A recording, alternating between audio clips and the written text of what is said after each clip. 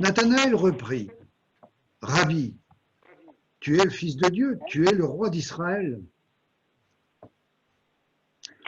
J'avais 10 ou 11 ans, peut-être 12, je me souviens que je commençais à écouter à la messe, à vouloir prendre au sérieux l'Évangile, à l'entendre comme une bonne nouvelle qui m'était adressée.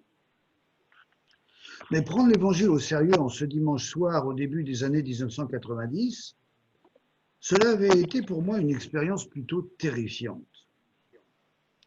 L'Évangile du jour était une page célèbre, la parabole des talents en Matthieu 25.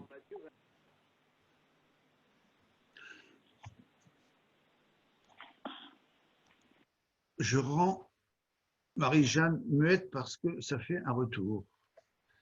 Je rallumerai tout à l'heure.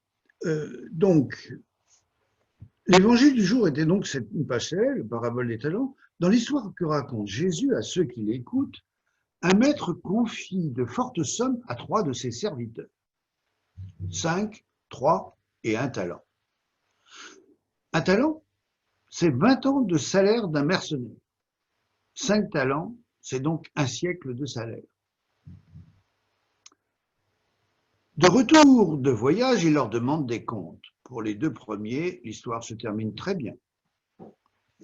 Ils ont placé astucieusement l'argent confié et leur pécule a doublé.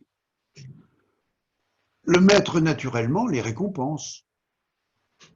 Mais il y a aussi le troisième, celui qui, de peur de le perdre, a caché son talent, qui le rend tel quel, qui n'a rien perdu, ni rien gagné, et qui finit dans les ténèbres, là où sont les pleurs et les grincements de dents.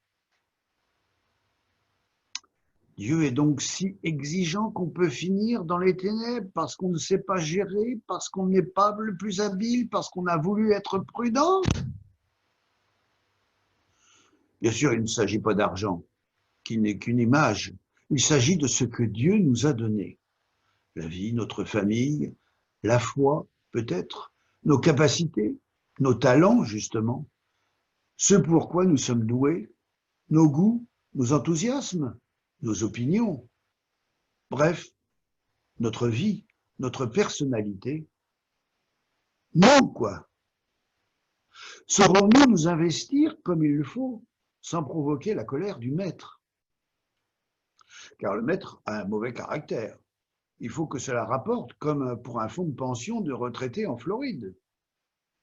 Il veut que ce qu'il nous a donné porte du fruit, sans quoi c'est les pleurs et les grincements de dents.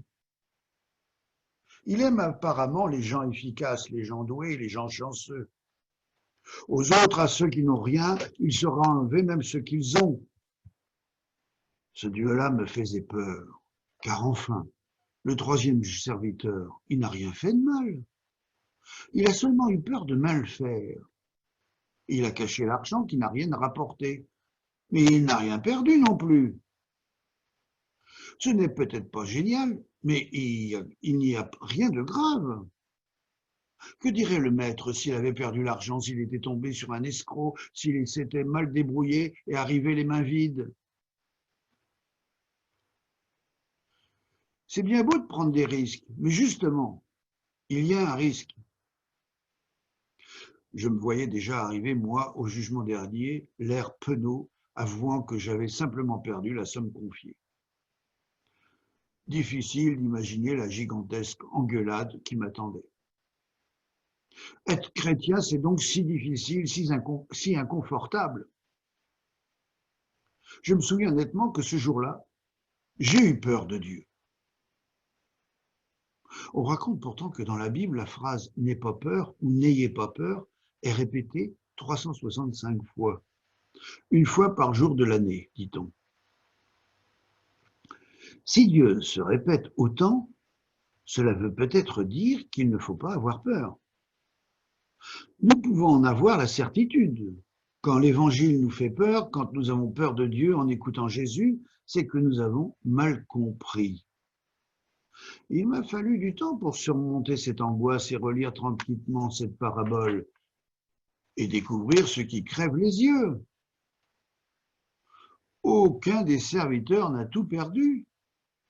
Bien sûr, dans la vie économique normale, investir, c'est prendre un risque. Mais dans le royaume de Dieu, s'investir, c'est gagner à chaque fois. C'est toujours doubler sa mise. Personne ne perd. Le seul choix qui est possible, c'est entre enfouir son trésor et le doubler. Le perdre, c'est l'enfouir, c'est le cacher. Mais dès qu'on essaie d'en faire quelque chose, qu'on s'y prenne bien ou non, qu'on soit doué ou non, cela marche. La seule faillite, c'est d'avoir peur de vivre. C'est de vivre pour soi, en s'économisant, en faisant attention à ne pas trop se donner. Mais se donner, donner son talent, donner sa personnalité, son sourire, son enthousiasme, sa sensibilité aussi, c'est faire fortune dans le royaume. Sans doute Nathanaël a-t-il compris tout cela bien plus vite que moi, puisqu'il n'hésite pas à s'engager aussitôt. Lui qui doutait un instant avant, il fait d'un seul coup une solide profession de foi. Vraiment, tu es le Fils de Dieu, tu es le roi d'Israël. C'est une réponse rapide, mais sur laquelle il ne reviendra plus. Il est devenu disciple de Jésus, il s'est engagé. Voilà pourtant une étonnante formule d'engagement. D'abord, il ne parle que de Jésus et pas de lui-même. Et puis, dans notre idée de l'engagement, intervient tout de même la question de la liberté. Or, le dialogue de Jésus et de Nathanaël ne semble guère lui faire le choix. Jésus ne lui demande pas s'il ne préfère pas, compte tenu de sa sensibilité propre, le bouddhisme ou l'agnosticisme. Ce dernier lui semble d'ailleurs interdit. Par la mention du figuier, Dieu s'est révélé à lui de telle manière qu'il ne peut pas tellement prétendre qu'il n'y croit pas. Je salue Laurent. Bonjour Laurent. Je ne suis pas sûr qu'il ait le micro. Bonjour. Bonjour. Bon, je continue. Donc, ce faisant, Jésus n'aurait-il pas outrepassé ses droits, forcé la main de Nathanaël et mis à mal sa liberté? C'est que la liberté est le lieu d'un malentendu gigantesque. On l'entend couramment aujourd'hui comme l'absence de contrainte. Je suis libre quand rien ne fait pencher la balance de ma volonté qui peut décider arbitrairement. Mais ce n'est pas le sens qu'on trouve au mot dans le Nouveau Testament, où la liberté est plutôt conçue comme la liberté de faire le bien, la liberté par rapport au péché qui m'entrave, la liberté par rapport au mal dont on demande d'ailleurs dans la prière du Notre Père à être libéré. Le poisson est-il moins libre parce qu'il ne peut vivre hors de l'eau? Oui, aurions-nous tendance à répondre. Ses limites physiques sont un frein à sa liberté de vivre dans l'environnement qu'il souhaite. Non, aurait répondu par exemple saint Paul. Il est libre tant qu'il peut vivre dans ce qui est bon pour lui. Sortez-le de l'eau, sortez-le de son bien, et c'est alors qu'il cesse d'être libre.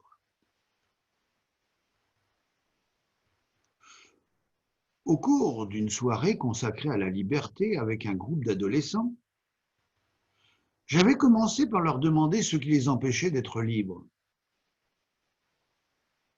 Les usual suspects ne se sont pas fait attendre et bientôt, étant dénoncés pêle-mêle, parents, professeurs, tout ce monde des adultes de leur entourage. Puis, la discussion progresse. Bien sûr, apprendre, réussir des études, devenir des adultes responsables, cela les intéressait. Et ils comprenaient la nécessité de ces limites posées pour défendre leur volonté, même contre leur envie du moment. Les contraintes pouvaient donc parfois servir la liberté. Et peu à peu apparurent d'autres ennemis. La paresse, telle ou telle addiction, la faiblesse de la volonté, les mauvaises habitudes, le découragement, toutes ces choses qui en nous empêchent de faire ce que nous voulons. Cette difficulté à réaliser ce que nous voudrions faire, ce qu'on appelle en théologie chrétienne d'un nom technique, le péché originel.